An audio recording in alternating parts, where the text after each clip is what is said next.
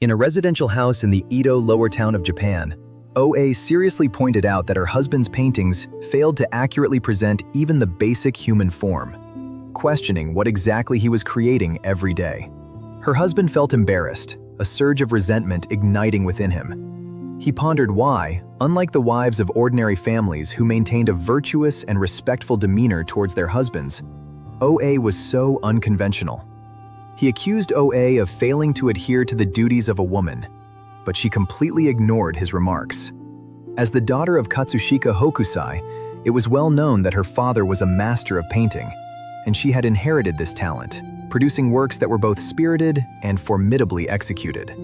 However, she had married someone so lacking in talent and artistic appreciation. The thought of spending the rest of her life with this man led OA to immediately propose a divorce, turning away without any lingering attachment. After separating from her husband, OA returned to her father Hokusai's residence. She pushed open the door, and what greeted her was a floor strewn with discarded sketches. OA continually criticized her ex-husband's incompetence. Hokusai, hearing the noise, had to pause his brushwork and looked up to ask his daughter how this already small and messy house could accommodate another person. OA did not wish to think deeply about this. She stated that if she did not stay here, she would have nowhere else to go. Moreover, she believed her father was getting old and his energy had declined, so her return could help outline lines and fill in colors, taking on some assistant duties to lighten her father's burden. OA rested momentarily in her clothes before going out for a walk. As she passed a pharmacy, the owner took out a piece of poria and claimed that the Tale of Immortals recorded its effects of prolonging life, stating that those who consumed it could ascend to immortality. To convince OA, the owner even lifted the curtain to show her an elderly woman who was said to be 130 years old. As a mortal who does not yearn for immortality and to glimpse the world hundreds of years later, OA then purchased a piece to take home, boiled it, and served a bowl to her father. After listening to his daughter's account, Hokusai let out a meaningful sigh. If one truly becomes an immortal, they might soon long to return to the mortal realm. A lifespan that is too long may not be a blessing. Late at night, a sudden, urgent sound of a gong woke OA from her sleep. It turned out that a nearby house had caught fire in the middle of the night. Flames pierced the heavy night, burning fiercely as if to destroy everything in the world. However, amidst that extreme heat and scene of destruction, a breathtaking vitality erupted, capturing OA's attention as she rushed to the scene. She greatly admired the sight of the flames burning, believing it to be a kind of magnificent beauty. OA watched intently until the next morning, preparing to return home with her face covered in soot, when she happened to encounter her father's disciple, Hokusai. This Hokusai, who had once ranked at the bottom among painters, had now risen to the forefront. OA, already passionate about painting, felt her cheeks flush upon seeing the handsome Hokusai. OA's life after returning to her father's house has not changed significantly compared to the past. Her days remain ordinary, and she herself still does nothing. One day, a samurai visited, claiming to be entrusted by his master, and earnestly requested Hokusai to come to his residence to paint a folding screen. Seeing that Hokusai ignored him, the visitor left some money, indicating that the reward could be discussed later. However, this act angered Hokusai. Although he lived in poverty, he would not tolerate such disrespect, and he immediately expelled the samurai from his door. In the afternoon, a disciple came to Hokusai to ask questions about his painting, and Hokusai called his daughter over to critique the work. OA stared at the painting on the ground, and a sense of displeasure arose in her heart. Since returning home, her father had never allowed her to take up the brush to create. The desire to paint without being able to filled her heart with frustration. One day, while OA was out, she found a puppy in a corner and decided to bring it home to raise. She had not yet thought of a name for the puppy. Due to the cramped space of their home, as soon as the puppy entered, it began to leap around, causing the paper that Hokusai had just laid out to be stained with ink. To avoid her father's anger, OA immediately took the puppy outside. Her neighbor was a singer named Motokichi, who had a gentle temperament. OA sometimes thought how nice it would be to learn skills from him. Motokichi smiled and responded, saying it was a humble profession that was not worthy of the grand stage, and as the daughter of a renowned painter, If she publicly performed, it would surely invite criticism from the world. OA wandered outside until late at night before returning home, and just as she opened the door, she happened to bump into her father's lover, the town woman, who was also in the house.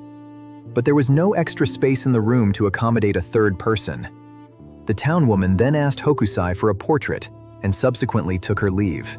In Edo, people took pride in owning a painting by Hokusai, and he was best known for his beautiful women paintings, capturing the grace of a lady with just a few strokes. OI had grown accustomed to her father's carefree nature, and she cast her gaze upon a cherry blossom painting on the ground. In the painting, the cherry blossoms on the branches were light and graceful, creating a beautiful scene. So OI decided to name the puppy Sakura. Time passed quickly, and soon it was the Obon festival. According to tradition, local residents were to go to the river that night to set off fireworks in memory of the deceased. OI naturally would not miss this grand event, and she had arranged to watch it with two of her father's disciples that evening. After a bit of grooming, OI successfully met up with Hoke and Aizen. Aizen was a disciple that Hokusai had taken in later. He was flirtatious by nature, and, as soon as the fireworks festival ended, he went to the pleasure quarters to seek enjoyment, leaving only Hoke to accompany OI. This was just to OA's liking. Two people went to the countryside, and in this tranquil atmosphere, Hoke talked about Aizen's past. Aizen was a samurai 3 years ago, but after injuring someone with a knife, he had to leave his main family. However, in OA's view, no one in the world can always be carefree and worry-free. Life must go through various difficulties and setbacks.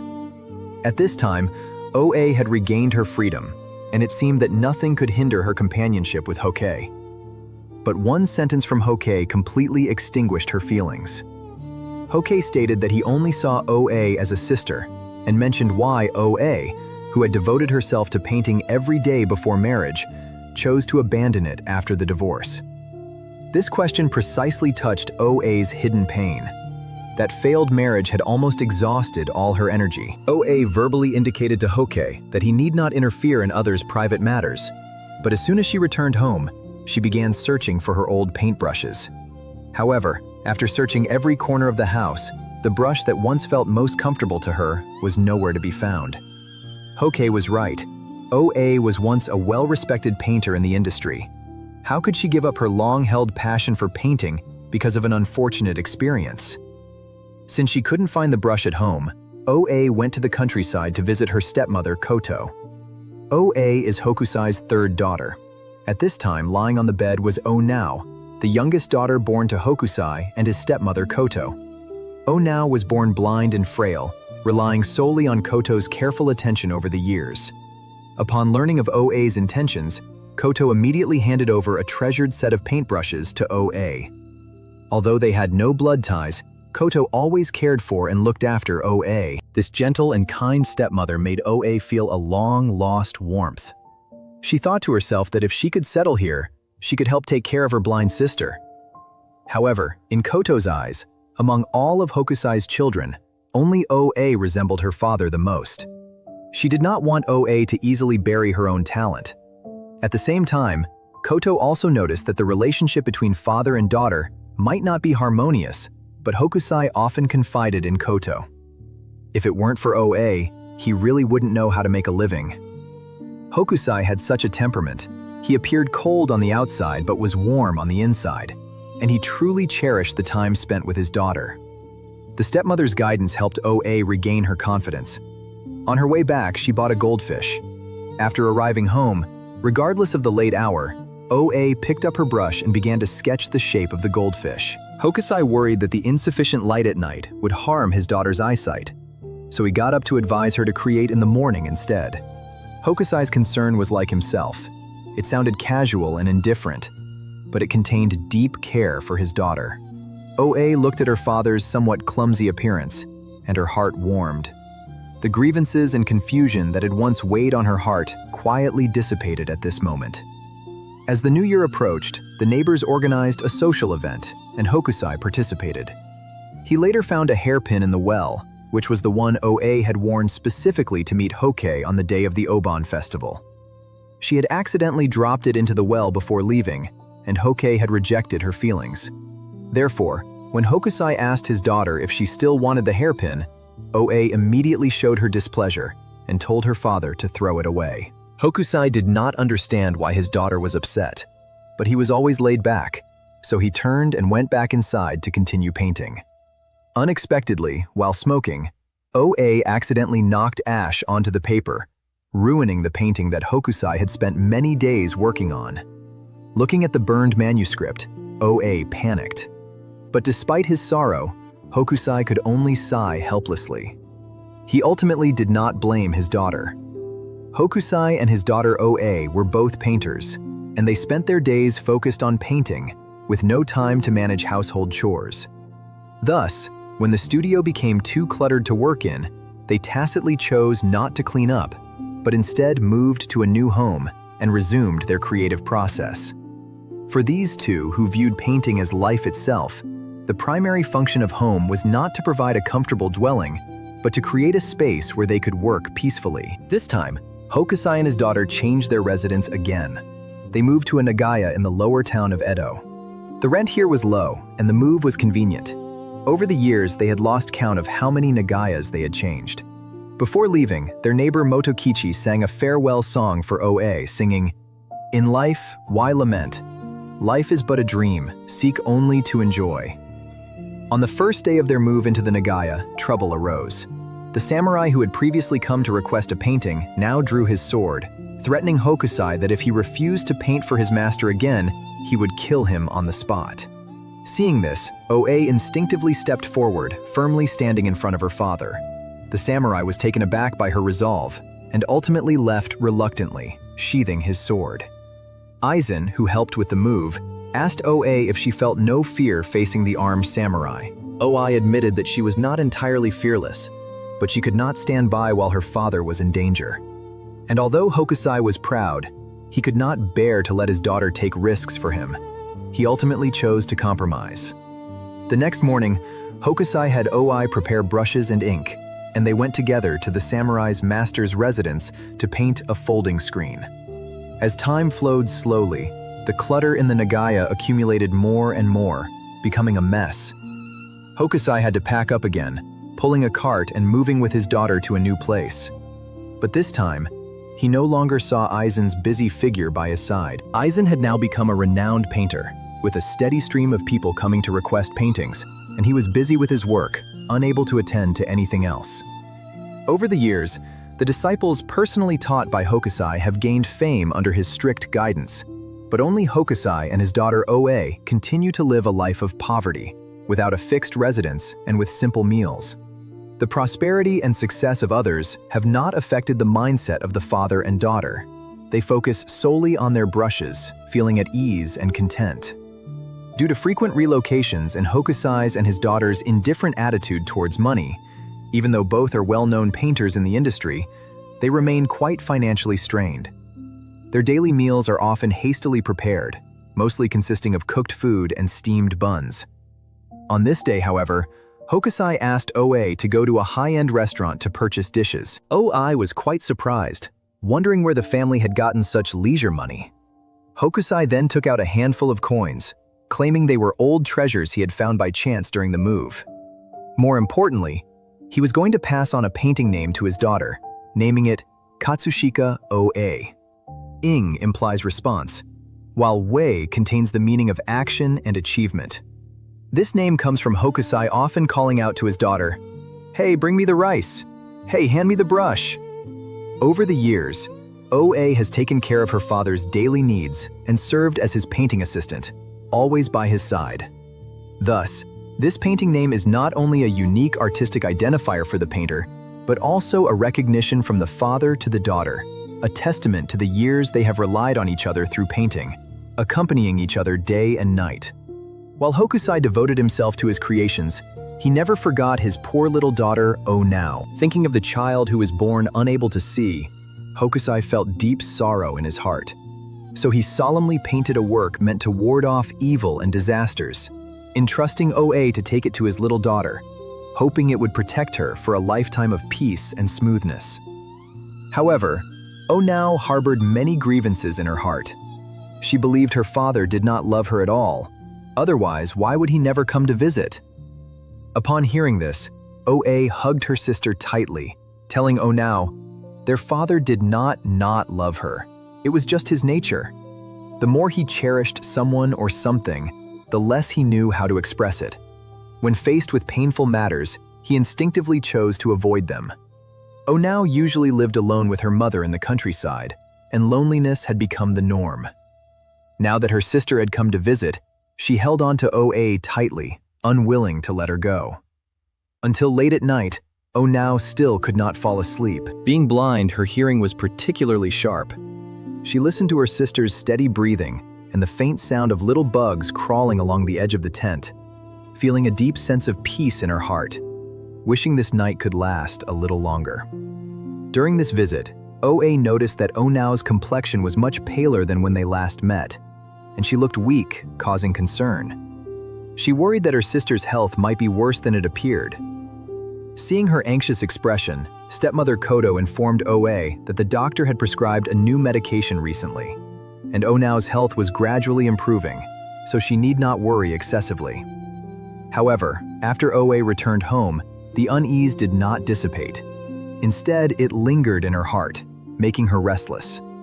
She could not rest easy and repeatedly persuaded her father to visit Onao in the countryside. OI feared the unpredictability of life, worried that the father and daughter might not even get to see each other one last time. Hokusai, however, stubbornly refused to go, masking his inner turmoil and avoidance with obstinacy. Just as the father and daughter were at an impasse, his disciple Aizen came to visit. He claimed he had just seen a frail girl with a ginkgo hairstyle standing at their doorstep. Strangely, as soon as he approached, the girl's figure vanished into thin air. OI's heart sank, and she wondered, could that person have been her sister Onao? But her sister was so weak. How could she have traveled such a long distance alone? In the next moment, the tightly shut doors and windows were suddenly shattered by an inexplicable force. OI dared not think further. She immediately rushed to the countryside. What awaited her was her heartbroken stepmother. It turned out that Onao had already passed away. The figure that had appeared at the doorstep was indeed the spirit of her sister, reluctant to leave her family. Cherry blossoms bloomed and withered and bloomed again, the seasons silently cycling. In the blink of an eye, 10 years had swiftly passed. The father and daughter had long lost count of how many places they had moved to. The little dog named Sakura from back then had now grown into a gentle, big dog. Hokusai's figure had also become increasingly stooped. However, despite the passage of time, their lives remained impoverished, yet their love for painting had never changed. Hokusai planned to go out for inspiration for a while, leaving OA alone at home. On the other hand, Aizen had had romantic entanglements with several women, and he infused these experiences into his love-themed paintings, gaining fame with his unique style. Recently, OA had been diligently studying the techniques of such paintings, attempting to find new breakthroughs in the art field. But no matter how she tried, she was never satisfied. After learning this, Aizen came to visit, attempting to establish an intimate relationship with OA, who fearfully pushed him away. OA was the first woman to reject Aizen. Aizen couldn't help but feel curious. He asked OA if she had spent 10 years living a simple and quiet life with an elderly man. Did she never feel lonely? Upon hearing this, OA shook her head and replied that she had her little dog Sakura for companionship and was fully devoted to her painting career, making her life so fulfilling that she would never feel lonely. However, time would quietly take everything away. Another year passed, and her longtime companion, the little dog Sakura, also left OA forever. OI quietly gazed at the small grave in the backyard, a faint sadness lingering in her heart like light smoke, difficult to dissipate.